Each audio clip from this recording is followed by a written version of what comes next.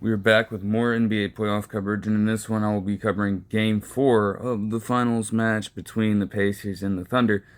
To get straight into it, let's just say that the first quarter was unrelenting for both squads. If you wanted defense in this one, it was non existent for the first 12 minutes of the ball game. I mean, Pacers came out with a 1 point advantage, but it was a 35-34 score at the end of the first. It was just a matter of elite shot making, albeit in different ways.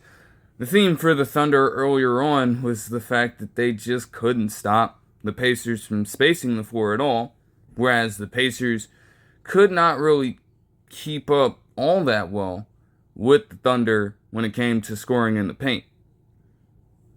The margins in both aspects for one team or the other were vast in nature. But they had the stars performing. Everybody was coming out to play. I mean, Shai Gilgeous-Alexander would get some sparse minutes earlier on, given what happened last game. I guess Dagnall wanted to take the approach of getting him rested a little bit earlier in the game so that he could essentially do what he has done for most of the season in terms of closing out ball games at an effective rate. But only Tom would tell that could happen in this game. So to start off for OKC, you would have Jalen Williams, the Santa Clara Jalen Williams, take the lead here, getting them started with a 12-point first quarter of his own. But not to be outdone by Pascal Siakam on the other side, just being a two-way force, shooting effectively from the field, not only just getting himself 10 points, but also 4 steals in just the first quarter alone. It's fucking insane work.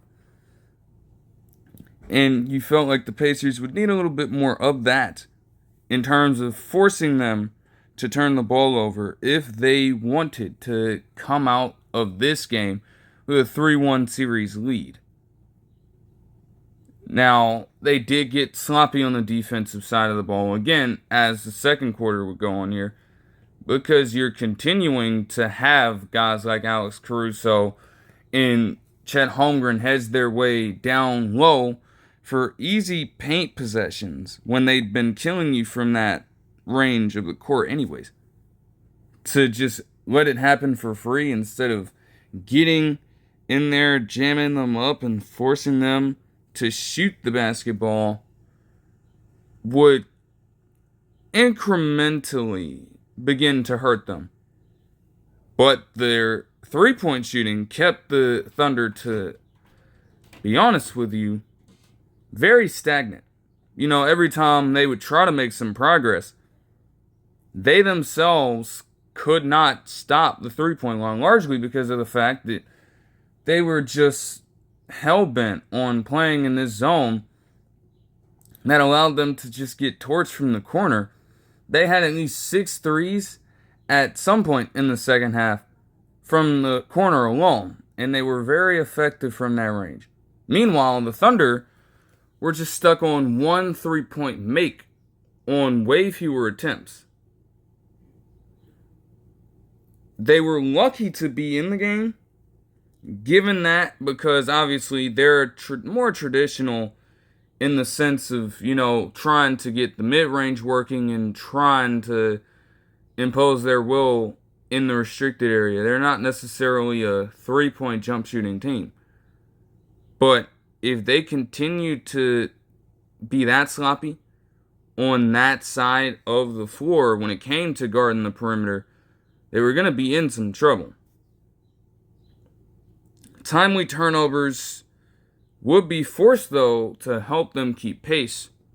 But even then, the turnover battle wasn't even necessarily a difference maker just yet for either squad. The Pacers and Thunder were relatively even when it came to not only the amount of turnovers they forced, but also the rate of conversion for them. The biggest difference was the three-point shooting. They had an advantage of like 8, I believe, as the second quarter continued to wind down. And even over the course of this time, as they continued to just space them out, the Pacers went on a 12-6 run. Now you would have SGA get a little bit more scoring in, but by this point at the end of the first half, I think he had only I want to say 12 or 14 points. It wasn't anything too crazy. He's done much crazier in halves this season. No question about it. But the Pacers still, with all of this happening, did hold a 3-point advantage at the end of the first half. Tyrese Halliburton was doing solid. He had 3 turnovers at this point, but the amount of points, the amount of assists distributed at this point were solid enough to give the Pacers the energy they needed to execute. Again, Siakam continued to perform, and Mathurin, his contributions just carried over from the last one. Just continuing to give them great offense off of the bench and just continuing to be a little bit of a defensive force as well in a few cases, which is all they needed to create just some element of separation. You figured, though, if they continue to light it up from deep and they continue to force timely turnovers while making life difficult for Shai Gilgeous-Alexander out there, it was going to get bad for the Thunder. Keep in mind, too, that SGA, despite scoring all these points, did have a few spurts where he struggled to get on the board. And also, with the kind of defense they were playing on him, he wasn't necessarily able to make them pay for these double teams and sometimes even triple teams by finding open guys on the perimeter. Whether it was him not being able to make the read or whether it was him doing so and then having said player miss these 3-point shots. By the end of the first half, Shai Gilgeous-Alexander had yet to register a single assist in this game. We know he's a score-first point guard, but even still, he hadn't gone a single game all season long without logging a single assist. And for any point guard today who gets starting level minutes, even for those who register spot minutes off the bench, it's very rare that you see them, I guess for people who play over at least 5 minutes a game. Very rarely do you see them not log a single assist. Do you know how difficult it is to not have that happen? Now you amplify that at least 10 times when you're a starting level player getting at least 36 to 40 minutes a game not being able to do so. That is pretty crazy shit when you think about it. And in that sense, it kind of worked. You didn't necessarily want SGA to terrorize you. But, if you could take away any aspect of his game, that certainly is a plus for your defense. It felt like that was going to continue. You got off to a rougher start in the third quarter, even though the Thunder were able to take a 6-0 run or so coming out of the half, which showed promise. But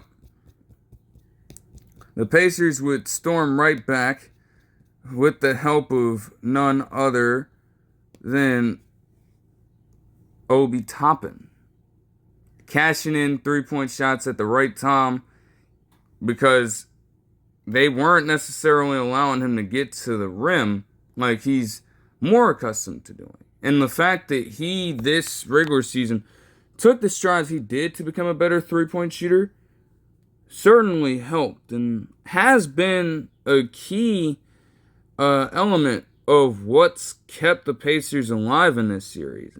Like I mentioned in their wins, especially Game 1, his shooting was a large reason why they just kept pace in this game. And were able to chip away bit by bit to get back in this one. Now, with a lead in play, he was helping them extend it to the point where the Pacers, during the third quarter, ended up taking a 10-point lead, which just so happened to be the largest lead for Indiana in the series so far. And at that specific time, the Thunder called a timeout, I believe. They were thinking that they were set. It was looking very, very good for them. Not to mention, they didn't call a timeout here, rather, but they did turn the ball over on a backcourt violation. All the momentum was in Indiana's favor, to say the least. But, again, for a variety of different reasons, Alex Caruso would become more important as well in this, but they just could not do enough to put the Thunder away. And again, it's a credit to what the Thunder have done all season in situations like this. They are similar to the Pacers in this way, and that's why this series is so fucking good, so perfect. They do a lot of the same things. Even if you have the Thunder staring down a barrel, they still have a tremendous amount of capability to just overcome it, fight through it, and find a way to dig deep and win the ballgame. Which is eventually what they would do. I mean, the Pacers were up by as much as 7 in the fourth quarter, but a well-rested SGA would sit out the early portions of the fourth quarter and then take a little bit more time off, in which the Pacers actually started to inch back further. Daigneault smartly subbed them back in, and from there, it was all SGA and all the Thunder. Jalen Williams continued to serve as a great complementary piece, but this fourth quarter stretch was really marked by Shai Gilgeous-Alexander's clutch ability. You had Tyrese Halliburton try to put things away with good work in the fourth quarter of his own. But at the same time, despite his eight fourth quarter points, the little things from SGA continued to do wonders for this team, whether it was him just getting completely physical with players and drawing those fouls, whether it was him taking it straight to the defense and getting timely shots in of his own, and whether it was him even blocking an attempted three-pointer from Tyrese Halliburton head-to-head, forcing them to get a 2-point possession instead of 3 points. Just the simple things like that making all the difference in this one. And all of a sudden, the Pacers were getting a taste of their own medicine, in a way.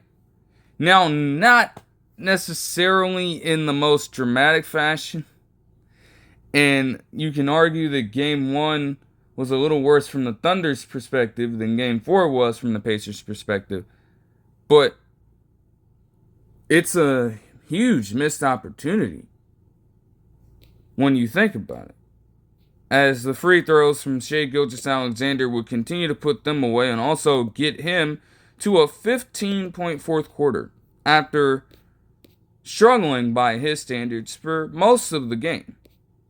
He came right back in and single-handedly vaulted them to victory with an overall 31-point quarter for the squad to give them the 111-104 victory.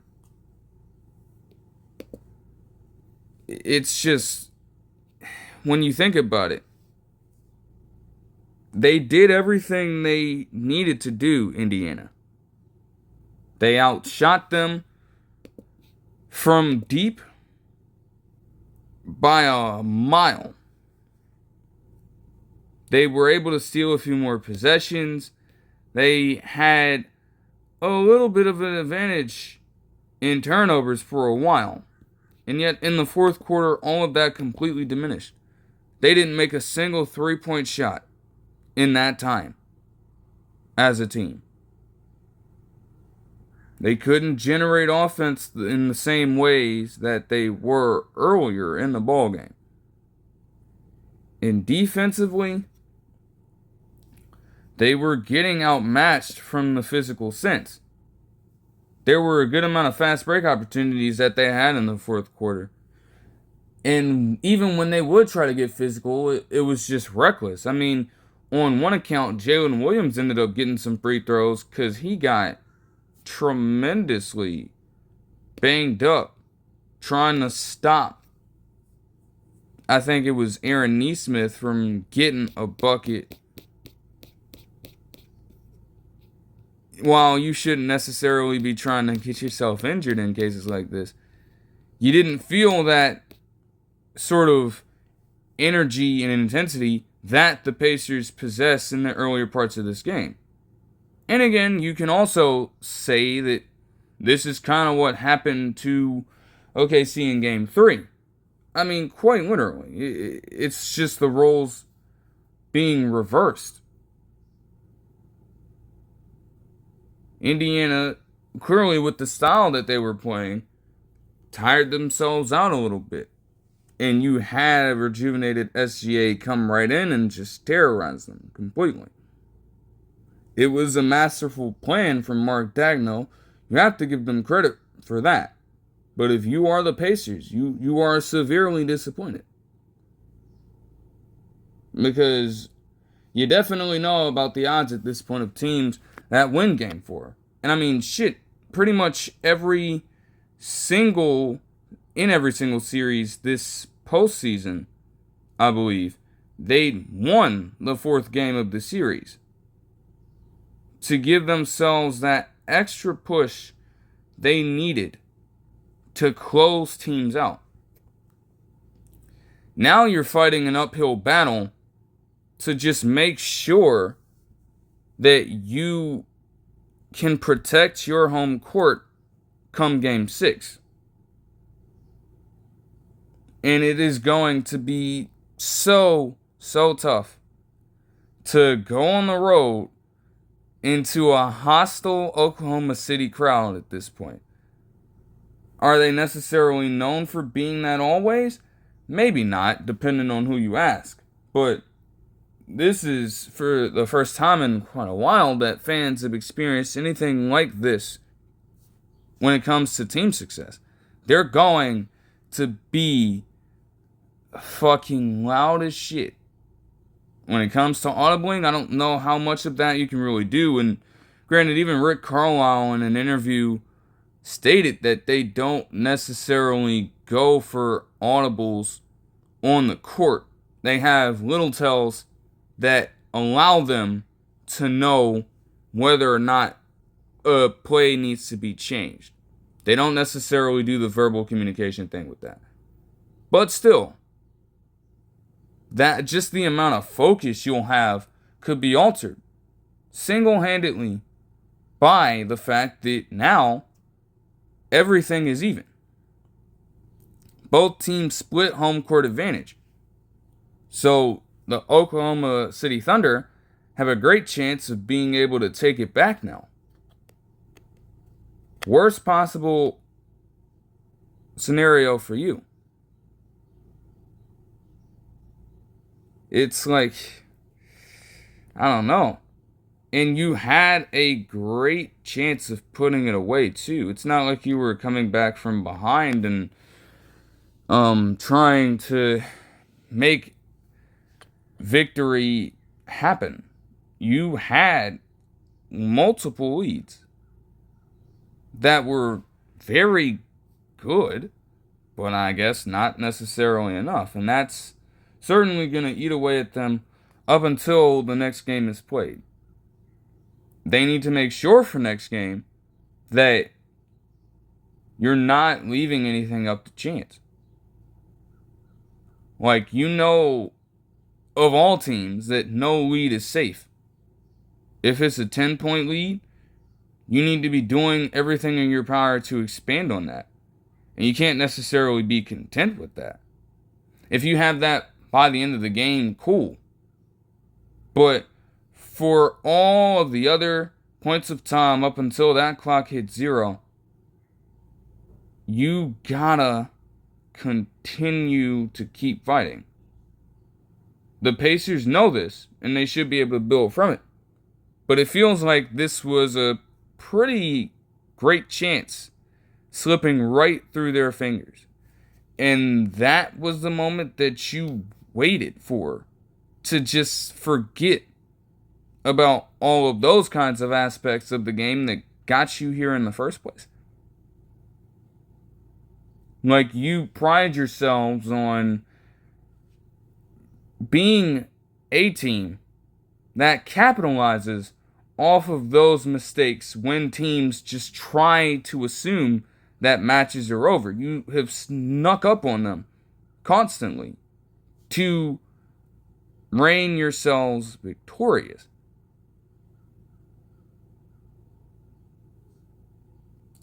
If you could do that up against other competition, you mean to tell me that on the highest level, you just abandon that mentality completely?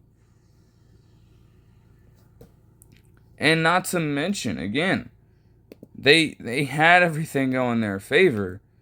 I mean, even with their drop-off, the Thunder shot just 3 of 16 from the three-point line. SGA did get his 35 points and 3 steals on 12 of 24 shooting, but he still finished the game without a single assist in 40 minutes of play. Think about that. Not only do you hold a team to less than 20% shooting from deep, but the main superstar isn't even efficient in terms of finding his guys at the right moments to get buckets. The starting lineup combined had 7 total assists and 9 turnovers. And as teams, the Pacers had 21 total assists to just 11. Like, the math doesn't math here. But again, the Thunder, with their grit and grind, to just deny all of that and still do what they needed to do on their end to win the ball game. Like I said, you can't necessarily gauge every single thing that happens in a basketball game from just the numbers. Those things can't be quantified by statistics. That just shows true determination and resilience on their end. And they've consistently done that throughout the season and in this playoff run. I mean, just look at how their co-stars produced. I mean, even Chet Holmgren, it was a rougher game for him, but he still had a 14-point and 15-rebound double-double. Alex Caruso had another 20-point outing with 5 steals off the bench of his own on 7 of 9 shooting. And Jalen Williams added 27 with 7 rebounds and 3 assists. Because of course he did. They're mostly young. They're hungry. And they have now evened up the series heading back to Oklahoma, with a chance to potentially take a lead or a chance to potentially be trailing by the time they get back to Indiana for Game 6. And again, it's dependent on how both teams game plan for it. You look at the Pacers, though. Again, Pascal Siakam, even with the slide of this team, he still had a fine performance, but his shooting dropped off at the wrong time. I mean, 20 points, 5 assists, 8 rebounds, and 5 steals is a great stat line. The ninth player, in NBA Finals history with at least 20, 5, 5, and 5. But to do that on just 6 of 15 shooting, when it's all said and done, is not even remotely efficient. Tyrese Halliburton had 18 points, 7 assists, and 2 steals as well.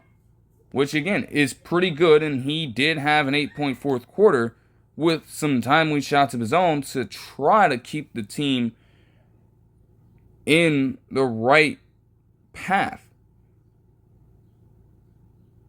But just 1 of 7 shooting from deep, and being one of the main reasons why they didn't make a single one in the fourth quarter. Also 5 turnovers throughout the course of the game, including a really stupid one, as they were at least in this contested match in the fourth quarter. Just not very smart. Miles Turner continued to struggle. 12 points is fine, but again, 5 fouls, 3 of 10 shooting, no threes at all.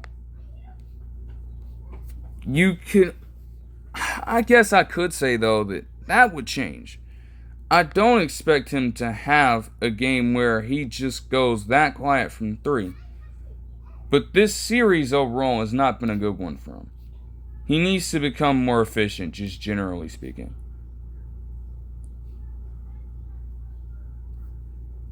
Mathurin could have done a lot better, though. He definitely could have taken some more shots. I mean, in 14 minutes, he did have 8 points and 2 rebounds. But just shot 2 threes and made 1, while getting the rest of his points at the foul line. Ironically enough, down the stretch as they were trying to claw their way back in it, Mathurin missed some key ones that could have spiced things up a little bit more. But again, the Pacers have been a team that has compounded on those missed opportunities rather, from other teams. So now they experience that themselves. I don't necessarily know if people are going to feel sorry about that one, but it is something that you should improve on if you find yourself in another clutch time situation in the next game. That just can't happen. Obi Toppin did have a great game off the bench, though. 17 points for him and 7 rebounds on 7 of 12 shooting with 2 threes. Even his defense, though, once Chet Holmgren started to lock in, was not necessarily anything to marvel at. And even despite this, I still don't know what it is with Isaiah Hartenstein, man. As the game as they closed out the game, he couldn't even be on the court because he was just not necessarily a plus out there. And I don't really know what the issue is. It's hard to say, but you're just watching him have another struggle game like this. And you really wonder at that point if something is going on with him or not. He at least got on the board, but still just 33% shooting and a solid amount of rebounds. But still, you don't get played in clutch time. They don't seem to trust you in those moments when you know that you and Holmgren rather, out there as a defensive front court duo is just deadly. Maybe you have to chalk that up to Alex Caruso having more of an impact, which he certainly has. But it's like, damn. That's one of your more important players when it comes to being able to crash the glass and, even contribute to a few pick and roll actions. Not just as a roll man, but also as a person who is a very good passer for his position. You haven't seen too much of that this series. And again, that's just something to look at as this series continues. But again, it's a great game for the Thunder. Great win for them. A very missed opportunity for the Pacers, but you still have multiple chances to go out and get it. The road just gets tougher as you go on the road. Now, to Oklahoma City for Game 5 tomorrow. That'll do it for all the game action. But speaking of other developments now, and especially pertaining to Thunder players, we now have an update from Steven Adams. Now, obviously, he spent this last season, his first true year with the Rockets. Obviously, he was injured last season, didn't play at all. But in this series, especially against the Warriors,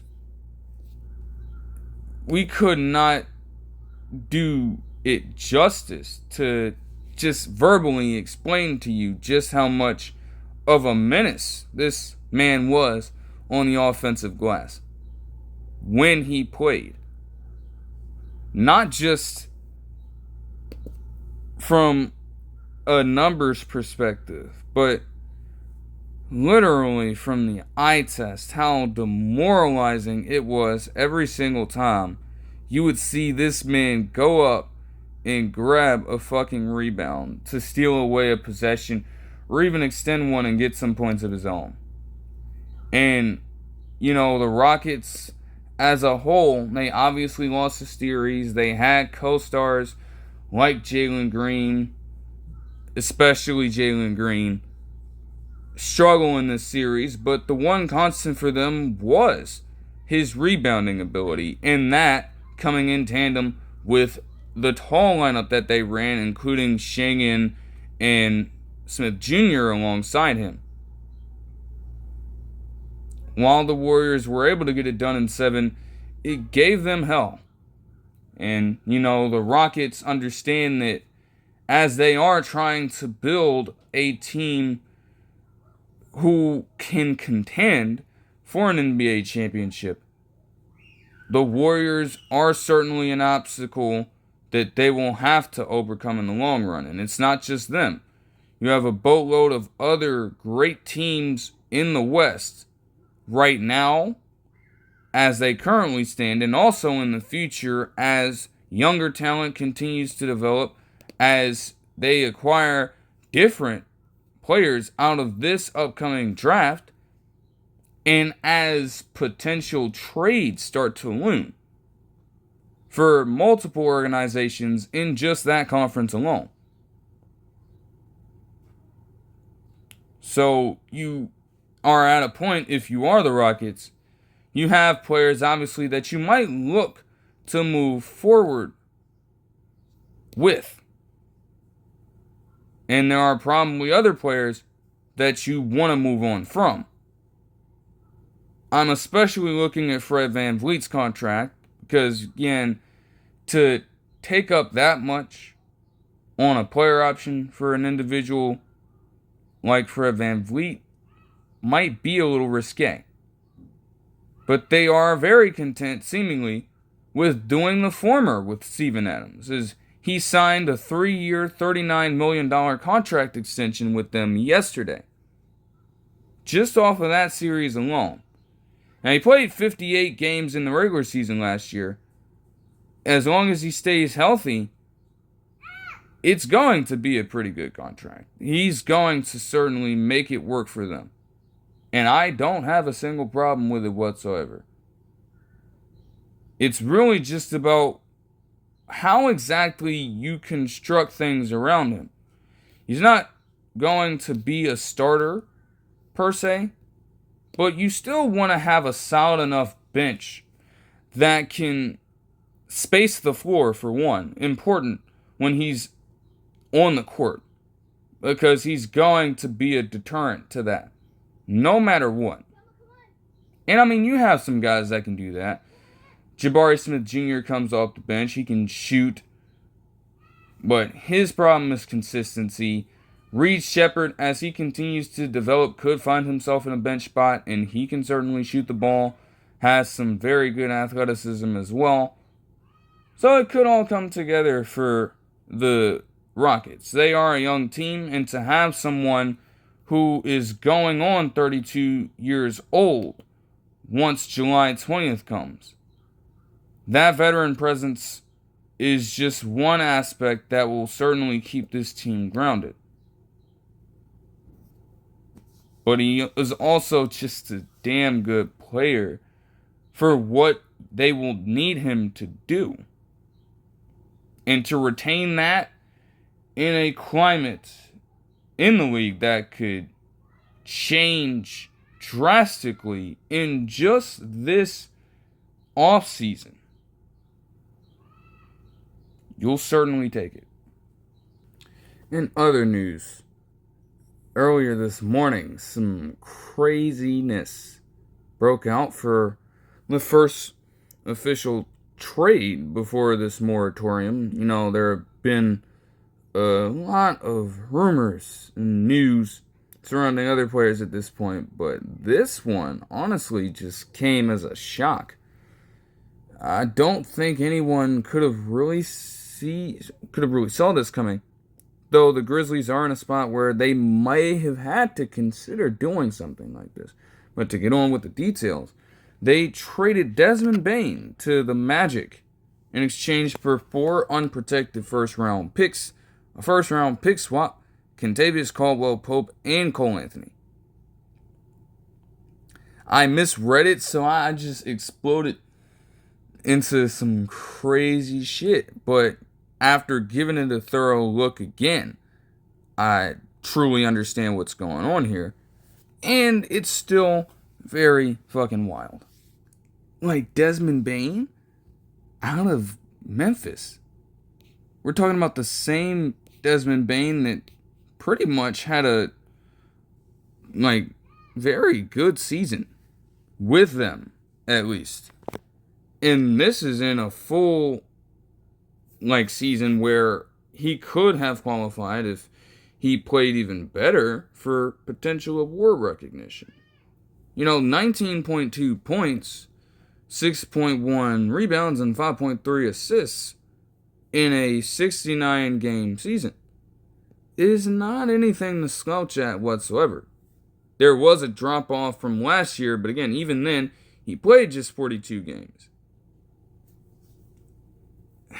Still, I guess the playoff run he had, when it came to not only the performance he had in the play-in against the Warriors, which I guess he did better there, but especially the 4-game series against the Thunder. He just completely dropped off. He was a liability on both sides of the floor.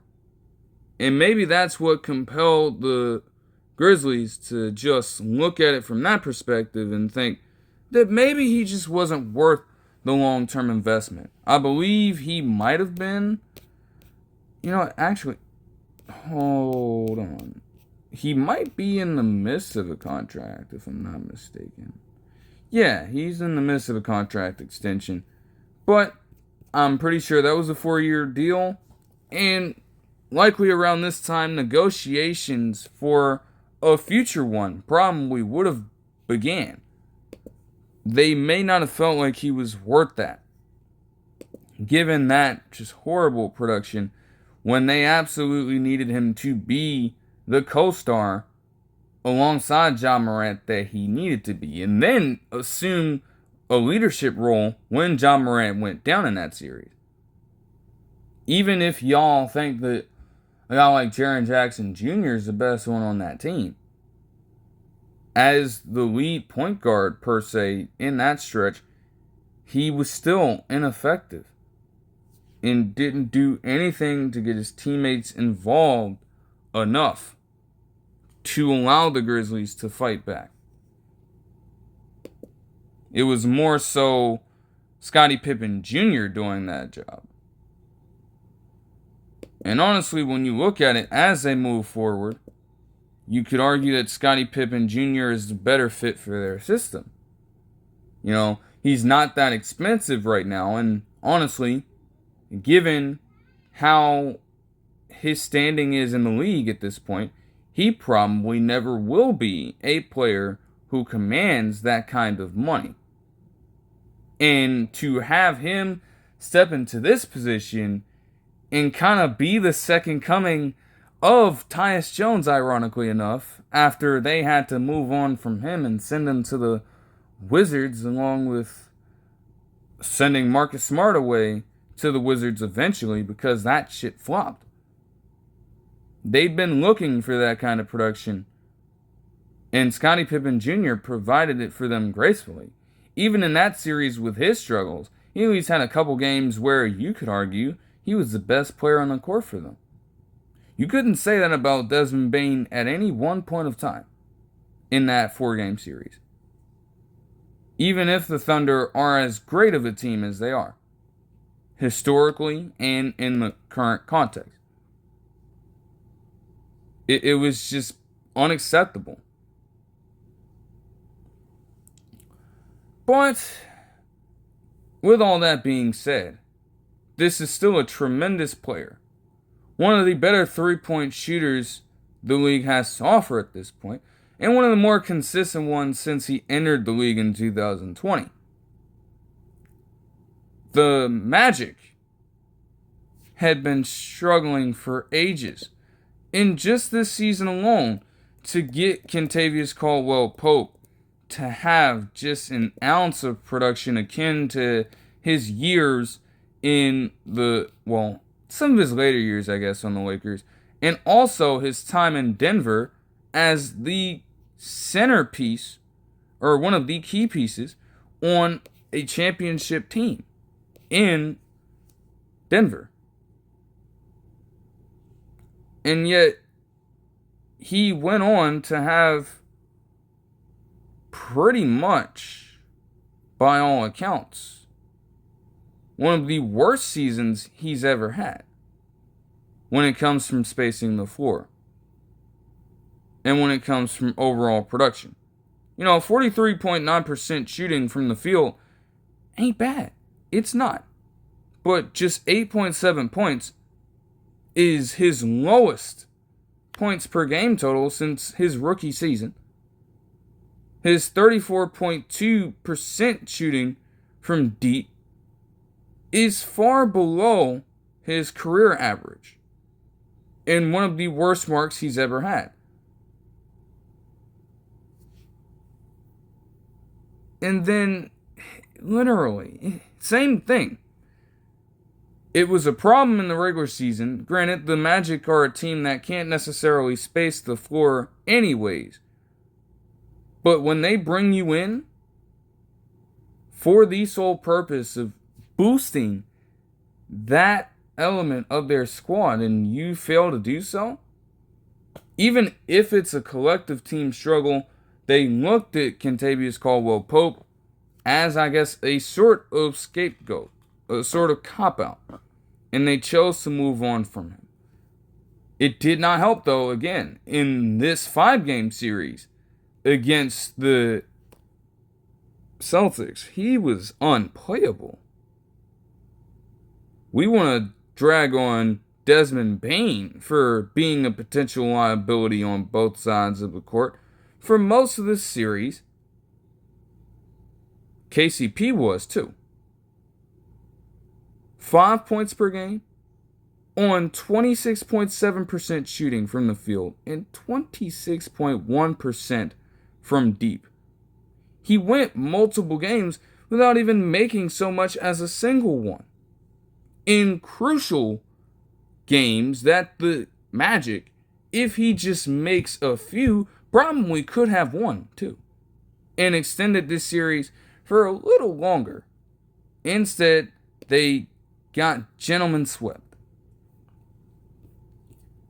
And even again, if that's not all on KCP, at the same time, it would have certainly helped for him to boost his production at that point in time.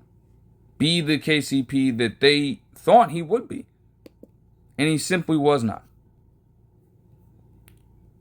Where KCP struggled on that end, though, he could still also be a very good fit on the Grizzlies himself. But now you've got a bit of an issue. Because are you willing to start KCP? And are you willing to accept the logjam at the shooting guard position now? Because I'll focus on the Grizzlies first with this, I suppose. You have him and Luke Kennard at the shooting guard position. It feels like Luke Kennard has been deserving of a starting spot for ages now.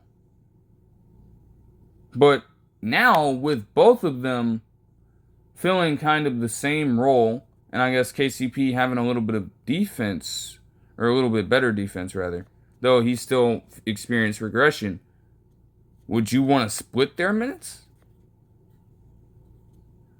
Who are you going to have come off the bench? Would you want it to still be Luke Kennard, or would you be willing to allow him to assume a starting spot and have KCP come off the bench? Would KCP be willing to accept that? These are all things you would have to ask if you are Memphis. And again, when you add in Cole Anthony into the mix as well,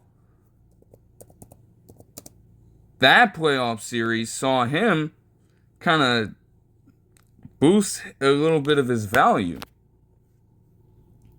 Even he, though, in that time, still struggled to be consistent enough. And that's the thing. Because while he serves as a point guard, Scottie Pippen Jr. is your true point guard off the bench and deserves to be. And if things go a certain way, if the John Morant rumors are still true to this point, if they actually decided to move on from him, Scottie Pippen Jr. would be your starter. So you're bringing over Cole Anthony to do the exact same thing. And with him potentially being the seventh man and a complementary piece to Scottie Pippen Jr., I don't necessarily know how that benefits him. He needs the ball in his hands to produce, and he has still struggled largely, even at this point, to do so. He'll have spurts for you. I mean, that play-in game against, I think, Atlanta was a great performance. It vaulted them into the playoffs, at least. But he largely has underwhelmed in the NBA. I just don't necessarily see how the Grizzlies benefit from it right now. But obviously the biggest draw for them is one, to move on from Desmond Bane. Okay, that's the key here. You know, that alone could signal the end of this specific iteration of the roster, which again does pose some questions for Ja Morant. But as for how that works out for the Magic, again, you get someone who's a lot younger than KCP and Desmond Bane, who offers a lot more playmaking at this stage of his career, who offers much better defense when he just taps into it at this stage of his career than KCP does right now. He's a little more expensive, but the disparity in overall production is worth it. And if he can replicate that for your team, especially when it comes to just how great of a three-point shooter he was, the ceiling could be lifted a little more for this Magic squad, because they've been stuck in the same place for a while now. They show promise, but they haven't truly broken through yet. Maybe Bane could serve as a cog who helps them break out completely. They're right on the fringe. Is he necessarily the one piece that they would need to get them a championship? Maybe we shouldn't be thinking that far ahead just yet. But if you could potentially go on a deeper playoff run in this series, in this season, with him on your roster, well, you've already found much more success than you've had in just the past few years. And I think that's what the Magic are counting on with this. Especially with the haul that they gave up. And, you know, this is why you can argue that the Grizzlies might have won this thing. You know, even with what we say about Cole Anthony, he's still younger than Desmond Bane, ironically enough. KCP is still an individual that can contribute to a winning roster, which the Grizzlies are at this point. And whether or not they decide to keep some of these core pieces around in like Ja Morant or Jaren Jackson Jr., or whether they choose to move on from them. For at least the next few years in the draft, they're set. 4 unprotected first-round picks and a first-round pick swap. Now, mind you, I was looking at this just before, and even as I was looking at the initial Instagram post detailing this trade, a commenter on Instagram made a very interesting point. To preface, right? You have a guy in Desmond Bane being worth essentially 5 first-round picks. Mikal Bridges was worth 5 first-round picks. Kevin Durant was worth around 4. And yet, Luka Doncic was worth just 1? Just 1? Dumbass trade. Fuck Nico Harrison. Fuck him. Still, just a completely idiotic move. But I do digress. It is very, very beneficial for the Grizzlies to have that amount of draft capital at their disposal. The world is their oyster at this point. If they choose to blow it up, if some of these picks are high enough, they could potentially find their next franchise guy within just a couple of years. If they decide to keep it, well, now you're just building out the rest of your roster, finding depth pieces that can star in their role and help you prolong this potential championship contending window. Because they're right on the verge of it. They haven't gotten that far yet. But if they can continue to stick around for just a little bit and fill out their roster, they could become even more dangerous than they were.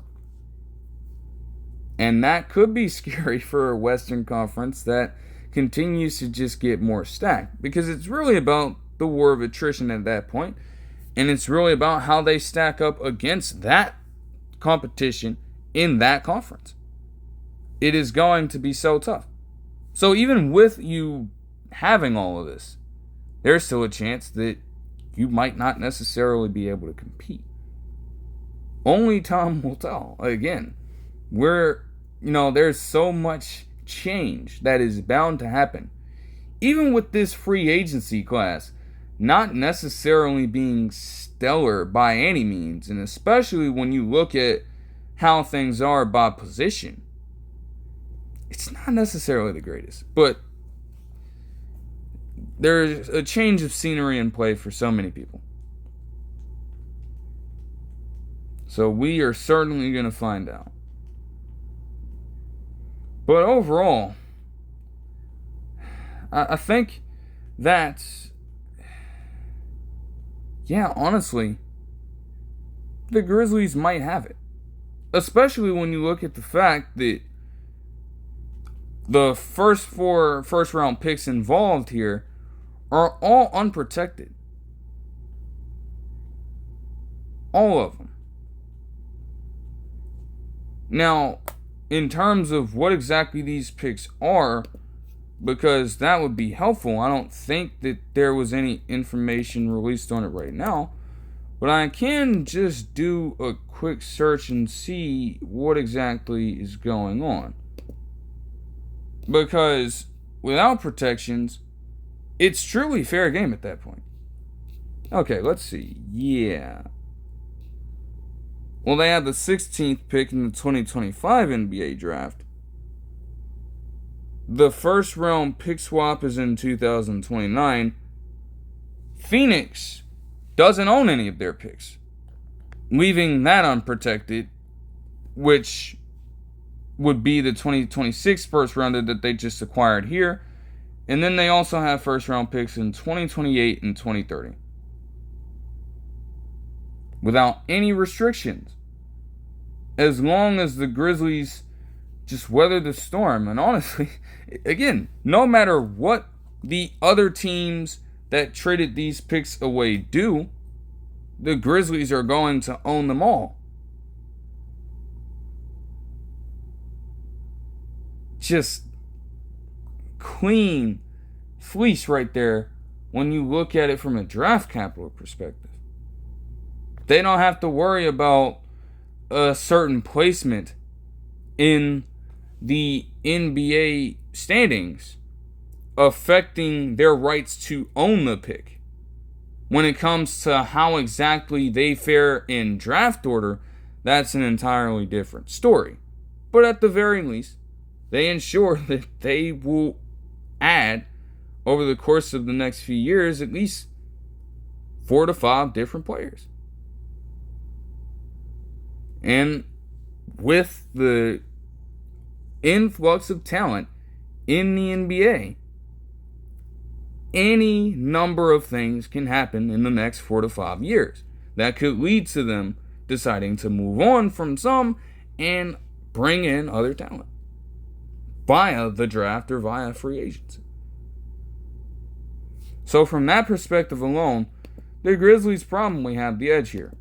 When it comes to players, the Magic could certainly be getting a good one, but there's a lot more pressure on them, because now, after being stagnant for all this time, now you're vaulting yourself into a position where you have to constantly contend or be close enough to contending and consistently win a high percentage of your ball games. Because if you don't reach those levels of team success, you have already failed by punting on all of those draft picks at this time, in the current state that you're in. You have to take that next step, or you're literally fucked. But that'll do it for this one. I hope you guys enjoyed the video, and I'll see you guys in the next one. Peace.